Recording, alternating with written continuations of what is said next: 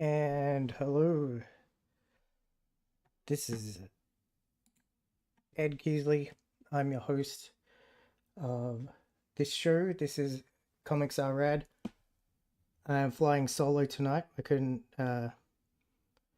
get any guests for this show, but we should have guests next week. We'll be back again. So, what I'm going to do is I'll tell you about the show and why I started it. So, Comics Are Rad, as the name says.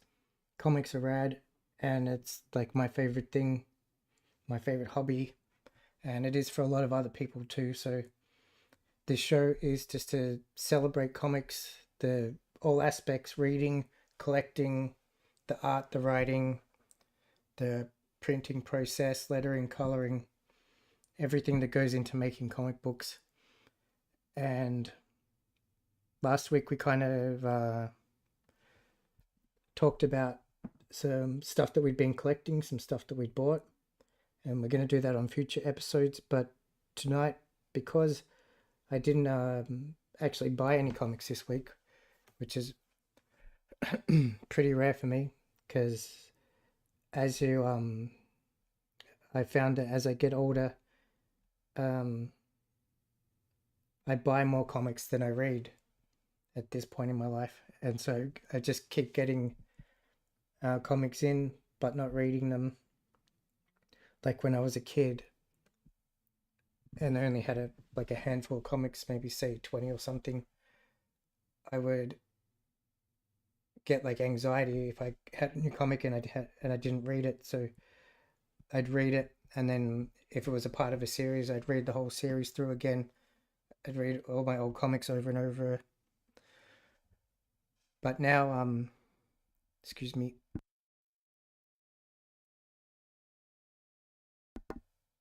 at this point in my life, because I'm making comic books a lot too, because I make a um, comic book called Radical and one called Final Dragon, a mini comic called Sea Mandrels from Earth, and so um, yeah, I spend more time making comics than reading them. And like Sis said on the show on Sunday, where I do a drawing stream, um, whenever you do, whenever I do read a comic, it it's always fun because it's one of my favorite things to do. So um, I've picked 5 comics from one of my various to read piles, and we're gonna have a look at them for this week's show. So we have a quick flick through. These are the comics that I read this week, and I like semi randomly picked them from my to read pile, just ones that looked interesting. And so that's what this show's going to be about this week. So I've scanned in some pictures, and if I move my camera, I go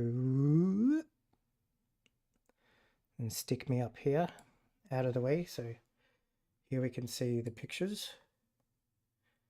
If I can get the thing to unselect, that'd be good. All right. So I got Pandemonium. Hello, can hear you perfectly. Thank you. That's good. And Jeffrey's in there saying g'day. So g'day to Jeffrey.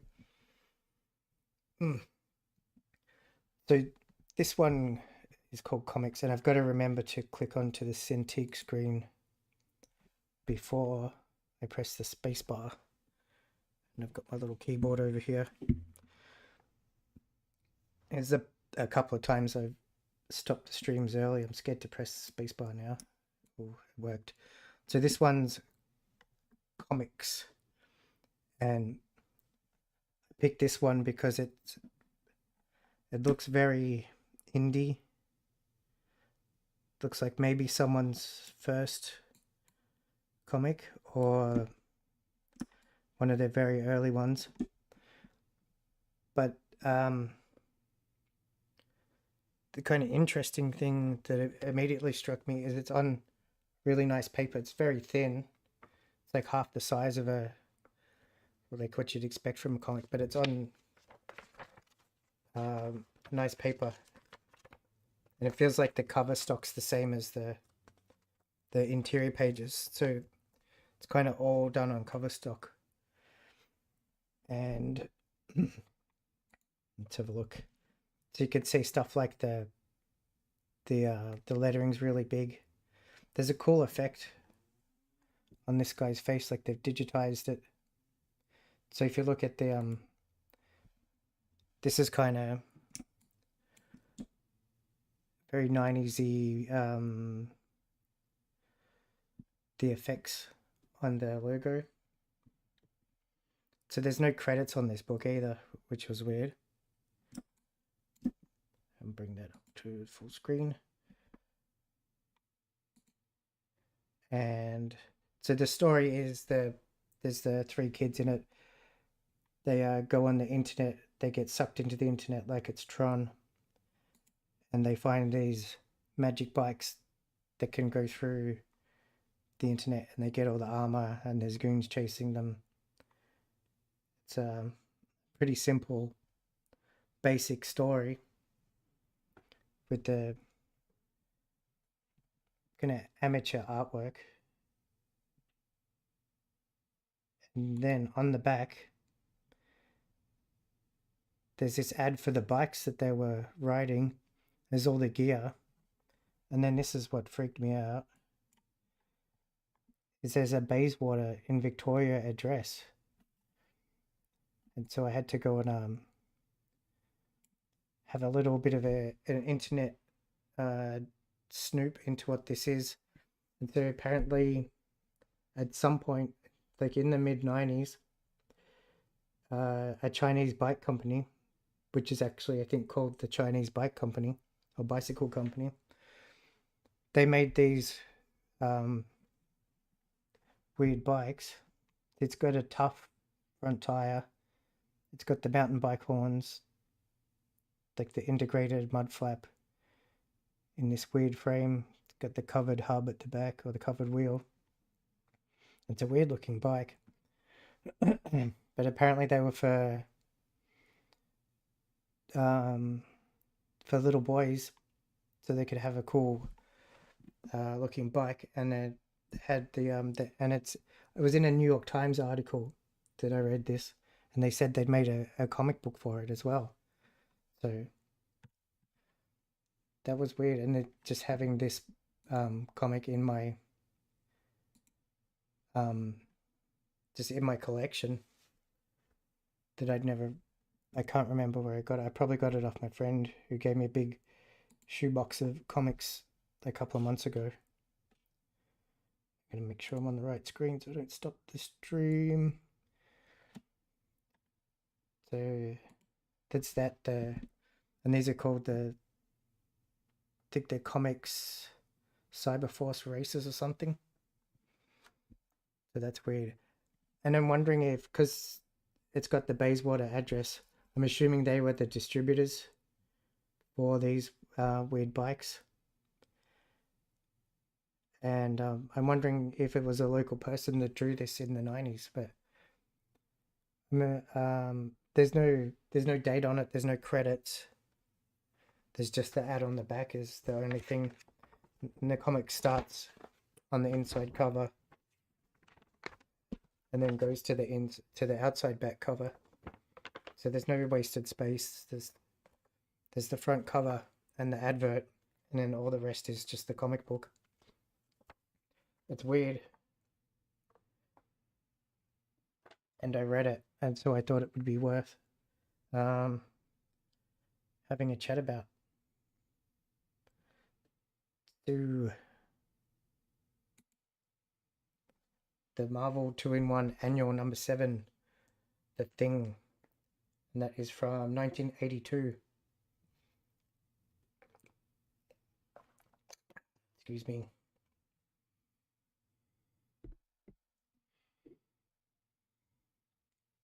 So I've got a massive stack of Marvel 2-in-1s and the Thing ongoing series. I was trying to collect the whole series before I start to read them, but that's a bit stupid. But anyway, so the comic is an ad. Yeah, that's basically what it is. It's like how the Transformers and stuff was like ads for the toys. It gives you a little like a prompts for the to could play it being a cybercross racer. So let's talk about the Thing Marvel 2-in-1 annual. Twice as many pages and twice as many thrills.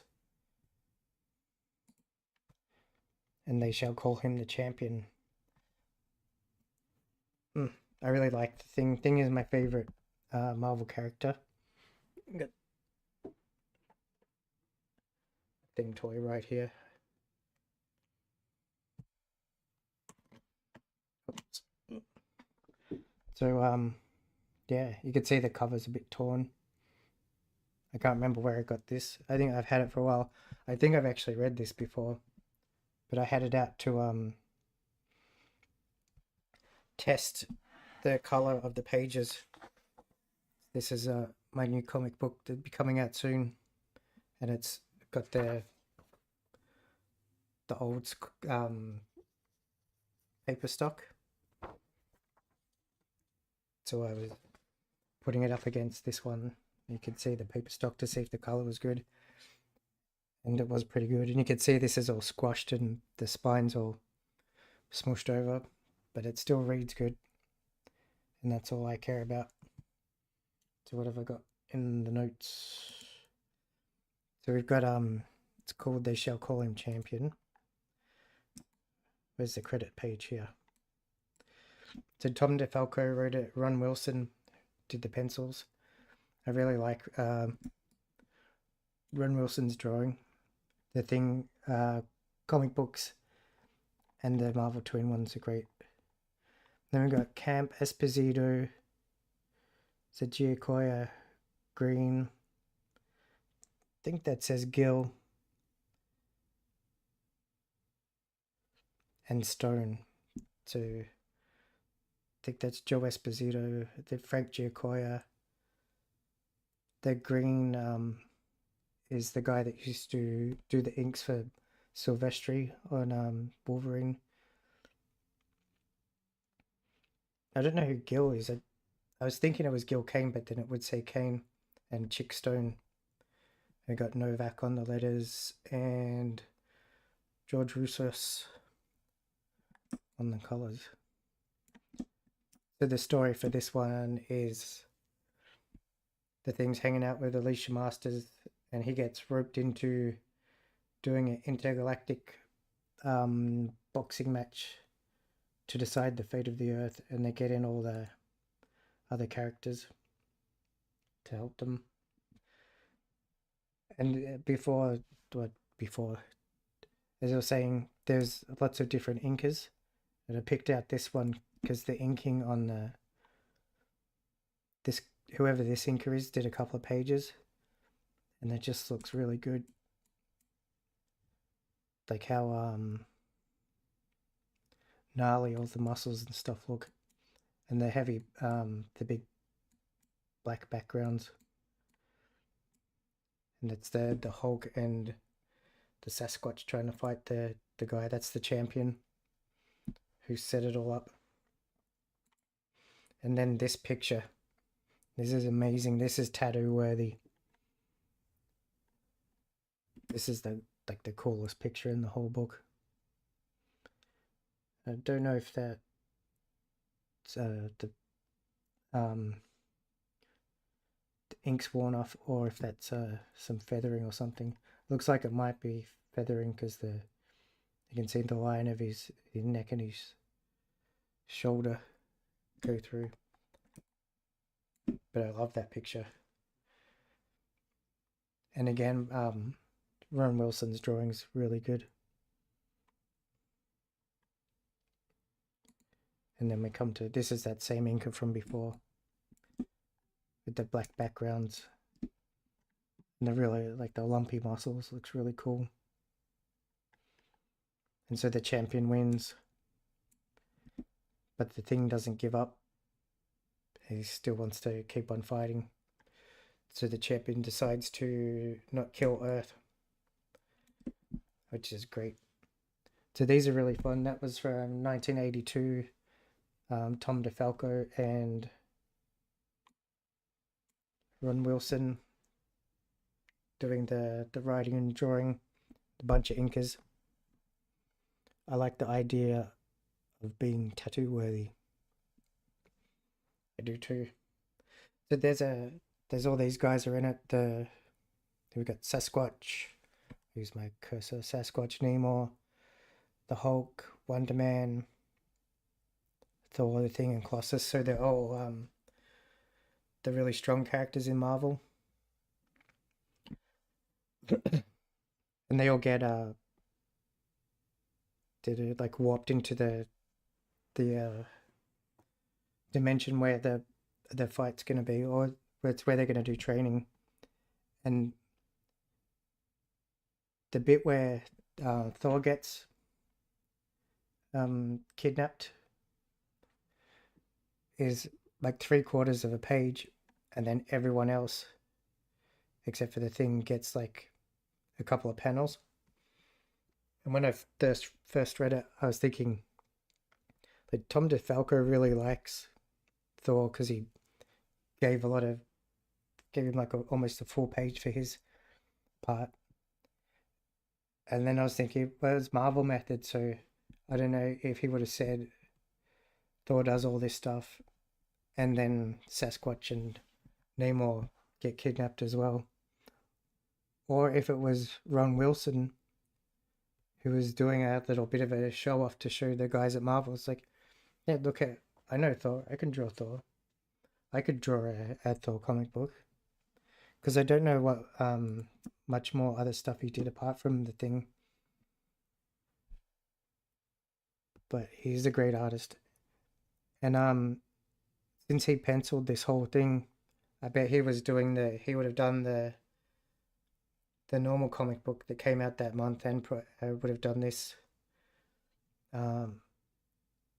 40-page book as well in the same month. That's what I'm guessing, and that's probably why they had so many inkers, because they would have wanted to get it done quick, so they would have shared the pages out. But that's a really cool book. I would recommend if you like the old 70s and early 80s Marvel stuff. These are really good. And also this the black bar on the top, I think that stops in 83. So this would have been, if I'm correct, would have been the last year that they had the black bars on the top of the page or of the cover.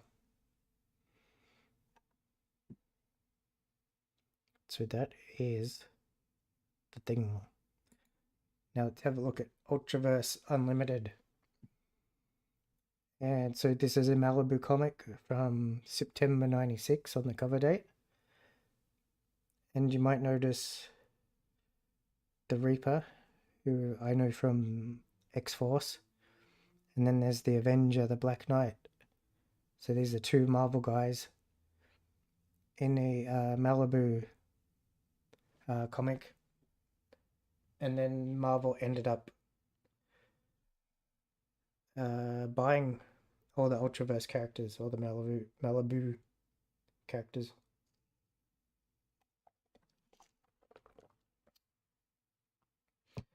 So I don't know what this one's about, or why the Marvel guys are in this one. It does say in the comic that that they have been in the Ultraverse. You know how it says, see issue 12 of the Ultimates, when they mention stuff. So I picked this one because it looked cool. And like this one also has a bunch of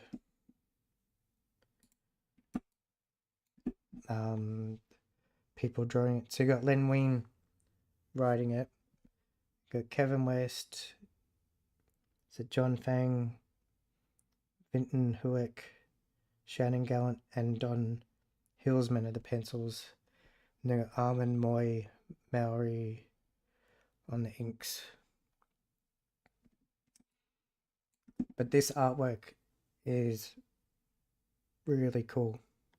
This is really good superhero artwork. And if you see the all the gradients and stuff, and this is on newsprint, like it's a bit nicer than the old paper, but it's just on normal comic book paper, and it looks really cool, like in hand. All the gradients and stuff look really good. It's Shannon Blanchard gets the credit for color design, and then the Malibu, I don't know what the RIP stands for. Maybe they stopped having a color department. This might have been the last thing they did before they got eaten by Marvel.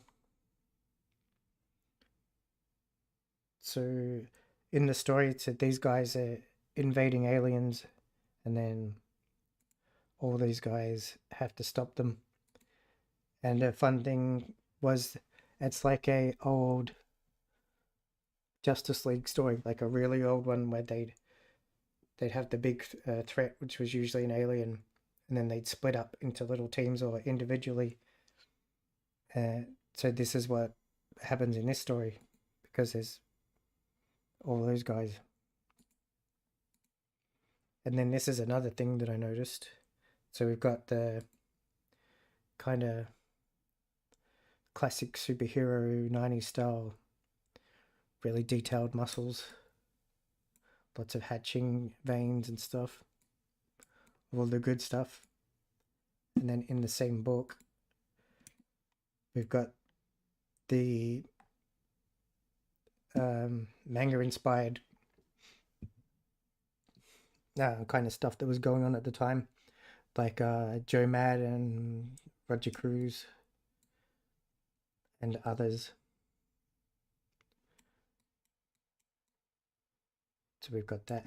Each chapter is the different little teams. So we've got these 4 guys fighting these 3 guys here. And then the other bit was, if you remember around this time too, the Kevin Nolan kind of core shadow was popular. So if you weren't doing, like, let's say Image style big muscles and veins, or like the Joe Mad style manga inspired stuff, people were doing this kind of thing. So you get all 3 flavors of like mid to late 90s comic art in one book.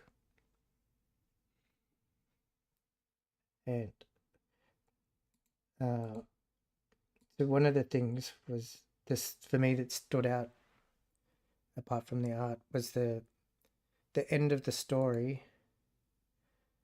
So these guys are the alien elite. They're invading Earth because they're looking for some guy called the Demon Seed. And bear with me.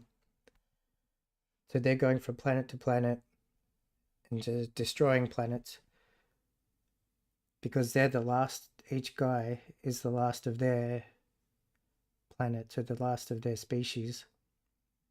And they joined up into this big group. You could see the Armada in the background. And so they've come to Earth to destroy Earth, to kill the Demon Seed, even though they're not quite sure he's here. And then there's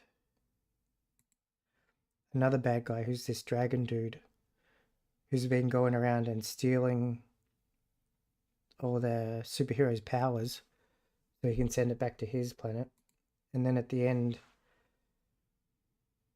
these guys find out that their spaceship got damaged, so they can't warp home. So they're gonna fly back to their planet or wherever they're from slowly. And then they talk to this guy to see what he's doing, and he tells them what planet that he's from. And they say, "Oh, we've already killed your planet, so you don't need to keep stealing their powers to send home." And he's like, "Oh, okay." And then he's like, "So if you killed my planet, maybe I should kill you guys then." And then these guys say, "Yeah, but what would be the point of that?" And he's like, "Oh, yeah, cool." And then he warps the Marvel guys back home. The ending was stupid, and the rest of the story wasn't much good either, which is surprising because Len Wing's usually really good. Whoops. But the artwork's good on this one. Lots of different styles. It's a big comic too, lots of pages. And keep pressing that thing. But yeah, unless you really like the art, I wouldn't probably buy this one. So let's go on to this one. This is, excuse me, I'm gonna make some paper folding sounds for a second. This is Die Kamikaze number 7 from 1988 from Now Comics. I've known about Now Comics like since the 90s. They were kind of a thing in the 80s, and they usually did licensed stuff. I think they did Married with Children. I think they had the Terminator and stuff, and they also did a lot of early manga stuff, which back in the day was called a Merry manga. It's like American manga. So they had Astro Boy and Speed Racer. I'm pretty sure they did Star Blazers. There was a Captain Harlock. They might have been the ones that did Robotech as well, but I'm not sure on that.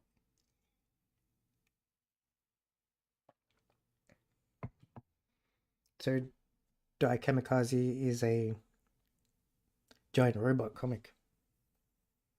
And last week when I was talking with Ryan about the early Marvel Transformers comics, they didn't have quite have a handle on the Japanese mecha style of drawing the American guys in the 80s. So here's a cool picture of I think this the giant robot's called the Kamikaze. But we've got Kirk Crichton on the story. And we got guest robot Bill Fugit doing the art and Rich Powers on the colors. And this book is it reads like a kid's cartoon, like the Saturday morning cartoon, but with a little bit extra because there's some what do you call it, espionage, some political intrigue and stuff going on. But it's a good, solid, simple story where the crew of the Kamikaze have come to Mars, which is where these people are looking out from.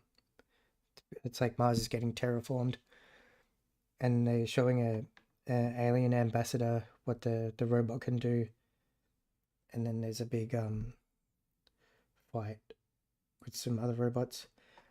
And I picked this page because I really liked it, how they the artist has done it with the big robot, and you can see the city in the background. And then we've got these two are from a subplot that's continuing from the other page. But as it goes down, having the just having the sky in another panel, it makes it feel like there's time in between looking at his leg from his hand to his knee. and then having this shot from inside, she's inside the robot, but looking down at it, at the figure, still makes the robot look good. Rich Power is such a cool name. It is. It's a great name. So this is a really cool page. I don't know if it's deliberate, like if the Fugit was trying to make it look like that, but that's how I read it, and I liked it. Oh, and there's a misregistration in the whole book. You could see that little line. So the blue plate is off. You can see there's a line there. So I noticed it at the start of the book, and it goes through the whole thing. So it's being printed with the blue plate. It's just shifted like a millimeter over. And then we get to this page where it doesn't look like they didn't cut out the thing for this word balloon. The whole of the purple bit, so that'd be the red and the blue, has shifted over. It's coming out of the lines. This must have been the work experience kid that did the color separations for this page. It's crazy, and the colors are all muddy. It looks weird and unfinished. Look how big the gap is, and somehow that one fits, but these ones are. I don't know if that was a deadline maybe, and they missed it, and they're like, oh, where the hell's page 14? And then they only had a couple of minutes they got everyone to jump in and try and do the color separations before it had to go to print. But that's a shame that they messed up that page so bad. And then this is an ad for one of their other comics called Rust. That's what it's monthly, mind-numbing, retina-stunning graphic theater. But I really like this color blue. And that monster face looks cool. But the ad has better coloring than the actual book. But this is pretty cool. I wouldn't mind getting some more of these Dai Kamikaze books. It's a decent enough book. And what else? I think that's it for that one.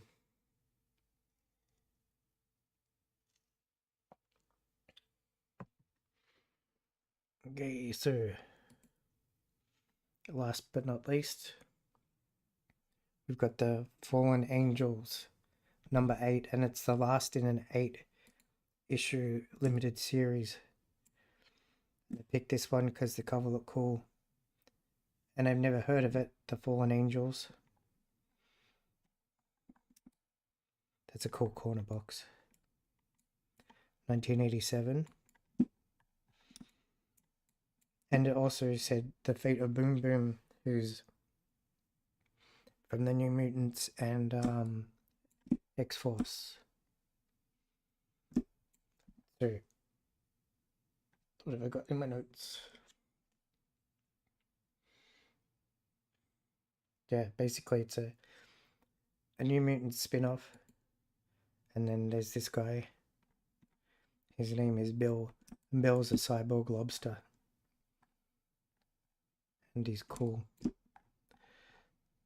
we got Joe Duffy and Joe Stanton, or Staten, who's, I don't think I've seen him draw Marvel stuff before, but I know him from the DC Huntress book, which came out, I think, in 89, so a couple of years after this. And that has a more kind of impressionistic style, and the inking's really kind of scratchy and has lots of like grey washes and stuff on it. And what else we got? Tony DeZuniga. I think I might be thinking of someone else. Bill Oakley, Petrus Gutisi on the colours. There's some good colouring too. And so, oh yeah, and the Devil Dinosaur and Moon Boy's in it as well. So basically, it's a spin-off of the New Mutants when the Sunspot guy, something happened in New Mutants where he injured Cannonball when they were having a sports game, and he was so upset about it he ran away and joined this group. So there's Siren from New Mutants, there's Boom Boom Warlocks there. And there's these guys, and they get taken to a different planet where they're trying to steal their powers. It's kind of like the Ultraverse one. And then this bit with the, I think that's Mockingbird and the old Hawkeye costume, which of course I like better than any of the new ones because I'm old. But look, you can get 14 issues of a Marvel comic for $8.25. That's 59 cents per copy versus 75 cents on the newsstand. And we can look at the, yeah, it's 75 cents, 95 cents Canadian in 87. I don't know how much comics cost in 87, but in 1990 at the newsagents they were $1.80. But how cool would that be to get 75-cent comics?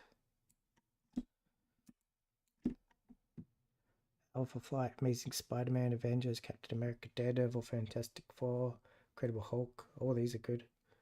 Marvel Tales, Nam, New Mutants, Peter Parker, Power Pack, Punisher, Silver Surface, Solo Avengers. That's the book there. Shooting on this one. Shooting it in the tongue. Strange Tales. Strike Force Moratori.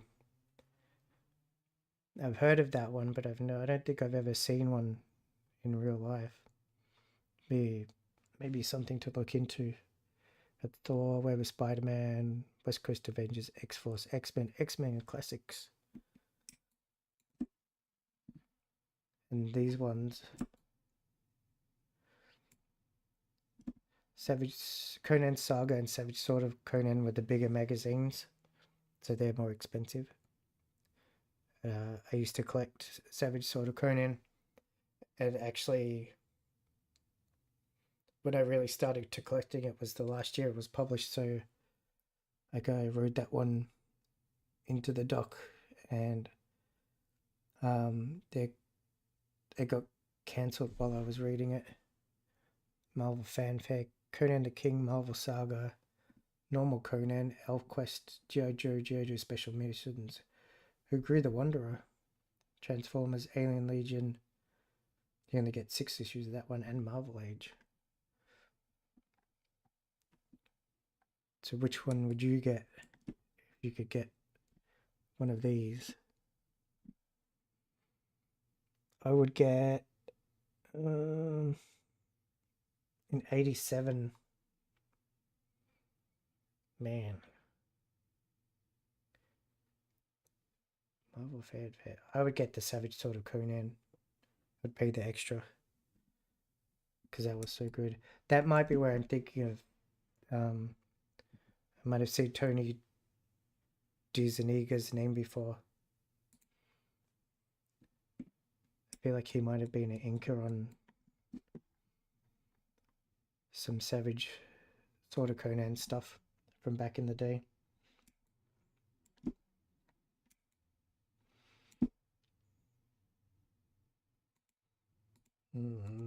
So, yeah, pick your poison. I loved all the old ads too in comic books. Pandemonium would get Fantastic Four. I wonder who was drawing that. This is probably pretty good in 87. Oh, expires. What does this say? Hurry offer expires October 31, 1987. So that is the 5 books that I read, because it has 4 very different protagonists. That's a good point.